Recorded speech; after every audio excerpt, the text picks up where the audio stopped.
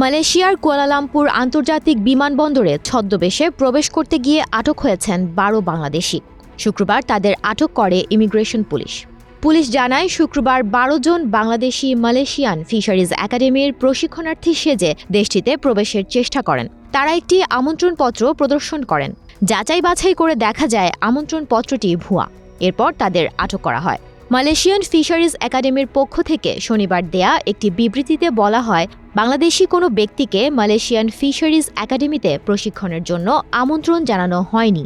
এ ঘটনাকে ন্যাক্কারজনক কাজ হিসেবে অভিহিত করে বিবৃতিতে আরও বলা হয়েছে, এটি কেবল মালয়েশিয়ান ফিশারিজ বিভাগের ভাবমূর্তি ক্ষুণ্ণ করেনি, এটি সরকারি প্রতিষ্ঠানের সততা ও বিশ্বাসযোগ্যতাকেও হুমকির মুখে ফেলে দিয়েছে।